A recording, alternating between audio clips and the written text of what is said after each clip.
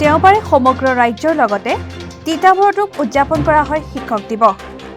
তিতাবৰ ৰঙাজানৰ জ্যোতিৰূপা ক্ৰীড়া সাংস্কৃতিক বিকাশ কেন্দ্ৰ, মইনা পাৰিজাত আৰু স্থানীয় লখিমী মহিলা সমিতিৰ উদ্যোগত মহান দাৰ্শনিক পণ্ডিত ডক্টৰ সৰ্বপল্লী ৰাধাকৃষ্ণনৰ জন্মদিনৰ লগত সংগতি ৰাখি আয়োজিত কৰা হয় শিক্ষক দিৱস। শিক্ষক দিৱস উপলক্ষে মৰাণ নচুঙি সংযোগী পথৰ দুয়োকাষে এলানি দেৱদাৰু গছৰ পুলি ৰোপণ কৰি প্ৰকৃতি ৰক্ষাৰ প্ৰয়াস কৰে।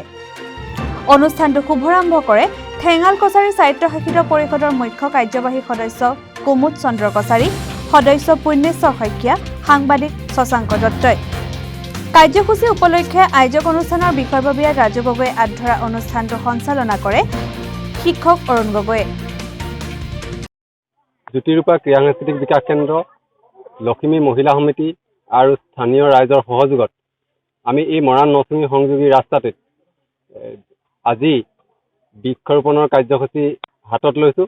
বৃক্ষৰোপণৰ কাৰ্যসূচী আজি এই পবিত্ৰ দিনটোত এই কাৰণে ল'লোঁ, যিহেতু আজি শিক্ষক দিৱস আৰু সেই শিক্ষক দিৱসৰ ওপৰত সংগতি ৰাখি আমি এই বৃক্ষৰোপণৰ কাৰ্যসূচী দেৱদাৰু পুলিৰ যোগেদি সমগ্ৰ ৰাস্তাটোত প্ৰাকৃতিক সৌন্দৰ্যৰ লগতে পৰিৱেশ এটা যাতে সুন্দৰ পৰিৱেশ সৃষ্টি হয় তাৰ বাবে আমি এই প্ৰচেষ্টা হাতত লৈছোঁ।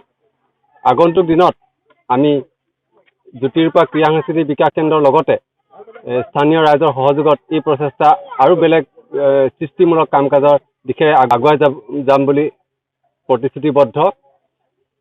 আৰু এই কাৰ্যসূচীটো সফল ৰূপায়ণ কৰিবৰ কাৰণে মই সমূহ মৰাণ গাঁওবাসী ৰাইজক বিনম্ৰতাৰে অনুৰোধ জনাইছোঁ যে গছপুলিটো আমি ৰোৱাৰ লগতে যাতে তাক সংৰক্ষণ আৰু গছপুলিটো ডাঙৰ হোৱালৈকে এই ব্যৱস্থাটো আমি প্ৰত্যেকজন মানুহেই যাতে মনোনিৱেশ কৰোঁ তাৰ ওপৰত দৃষ্টি ৰাখিবৰ কাৰণে মই সকলোকে অনুৰোধ জনাইছোঁ। Bureau' report, north east view.